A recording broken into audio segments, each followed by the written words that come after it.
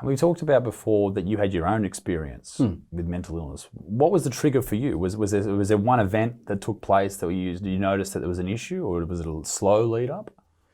That's a really good question, because my exposure to mental illness, or my diagnosis and the episode I had, was huge. It could have ended tragically. I ended up psychotic. This was the year 2000. Okay, so we're going back now nearly 20 years ago. I was 37, and nothing in my external life you could say would be a problem. You know, someone from outside looking in at my life, you know, I got a great job I love, broadcasting, sport. I've got a great family. I've got fantastic friends, many of whom I'd been to school with, I'd known forever. I had no financial problems, you know. So people look in and say, mate, this guy's got his shit together. And internally I was imploding, absolutely imploding. And I had no idea why. And that made it harder, not easier, because I'm going, why the hell would I be depressed? So this went on for 7 months, and this depression just got worse and worse and worse. How do you mean imploding?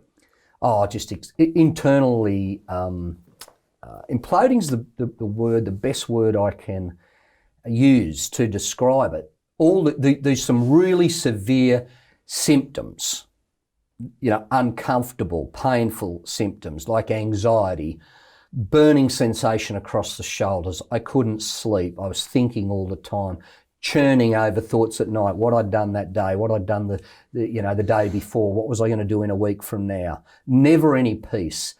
The exhaustion through that, totally exhausted all the time. And so, I call that a form of implosion, when there's nothing doing that I can explain, but everything's shutting down. And I'm bringing it right in close, and I'm not talking to anybody, and I'm not asking for help, and I'm not getting any professional help, because I choose not to, because I'm an Australian bloke and I need to suck it up and get on with this. So the depression got worse and worse and worse. Negative thoughts, despairing thoughts, anxiety, social withdrawal, didn't want to go out, didn't want to speak to anyone, didn't want to eat anything. All of that gets worse and worse and worse. Then I still haven't been to a doctor. And then by June of 2000, I started having suicidal thoughts. And I'm going, what the hell? 7 months before that, I'm on the top of my game. Life's great. And in 7 months from then, I'm suicidal. So that's the slide into a deep depression. That is serious clinical depression. See, and there's only one step to go from there, and that is to take your life. So when people say, why would you tell this story? I say, I'd like to save a few lives to start with and make a difference to the next individual, their family and their friends, because I have come through it. I have survived that. So I think it's important, and I'm very passionate about that. And then, of course, there's the flip side with the bipolar. Within 5 weeks, my mood went through an elevated mood. But by this stage, I was put on medication for the suicidal thinking. Finally got it to a doctor. Hello, what a good move that was. And so the medication, after about 5 weeks, started to work. Brings me back up to that point we talked about, the 0 from -5. And so steadily then, my mood starts lifting. Back to where I would say my normal, I'm more up usually than down. So I'm a little bit up. That's my normal state. Well, I kept going past that point.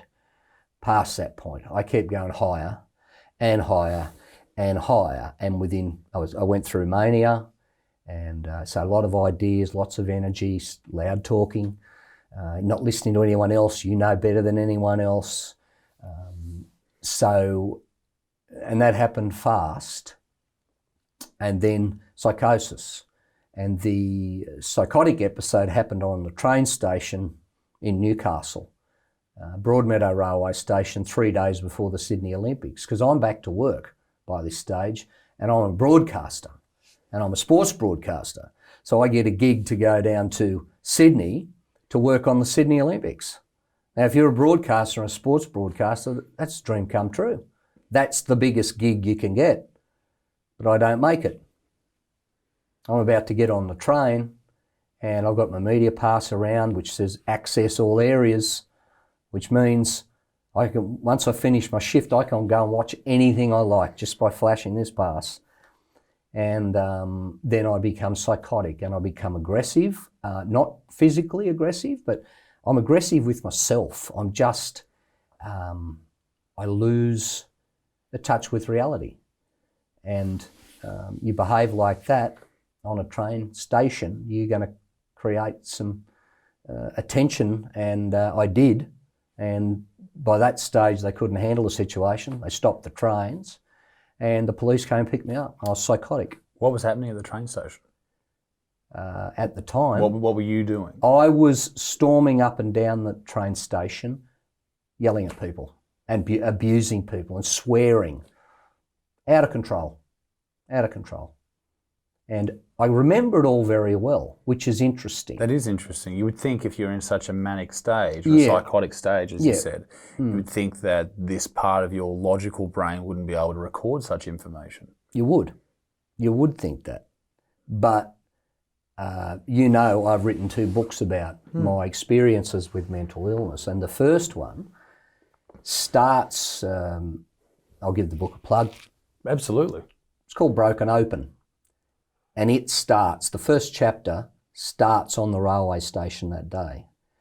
And with the behaviour, the psychotic episode, and then we work back and say, well, how did we get to here? But, so I'm being abusive, haven't touched anyone, like I'm a lover, I'm not a fighter.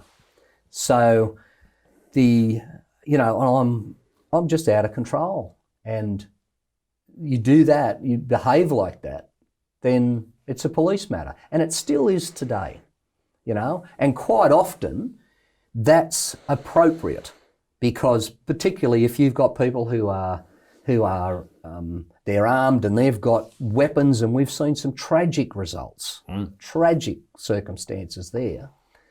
And the police picked me up, had a bit of a scuffle, didn't want to go, I wanted to go to the Olympics, and then I was hospitalised. And I watched the Olympics in the psych hospital in Newcastle, 12 days. Wow. It's a hell of a story. It is. But I remember it. And that is the interesting thing, because I remember it well enough to start a chapter of a book and write about it and recall it. It was, I suppose, in some ways like an out-of-body experience. The whole idea of depersonalization, I think, is that sort of that realm anyway. Yeah. And that's a really interesting one. I mean, to think that, and for people to listen to this and see you, as you said, on the top of your game, you're going to the Olympics, and this sliding scale, this sliding into a deep, dark world, into hell, really. Mate, there's a chapter in the book called Heaven and Hell. Yeah. And when you are down the bottom, then you are, when you're so clinically depressed that you have suicidal thoughts, it's the scariest place you can be. When you are psychotic, right? Now, with bipolar 1 disorder, it's a psychotic illness, so there are big highs and big lows. Yes. Now, from that point, when I was in the police wagon on my way to the psych hospital, which is still one of the great days of my life, it really is, because people say, oh, you must have been pissed off, you missed the Olympics. Well, for 3 months I was, biggest gig in town, but then it dawned on me that I was a very lucky boy that day to get a diagnosis, to be taken in safely. Yeah. And the guys who did police who did that job, I don't know who they were, but hi guys, they did a fantastic job. Got me safely into hospital. But that 15-minute ride in the paddy wagon in the midst of a psychotic episode, when you're going rapid cycling, right? Rapid cycling highs and lows. 1 minute you think you're going to heaven. and the next minute you think you're going to hell.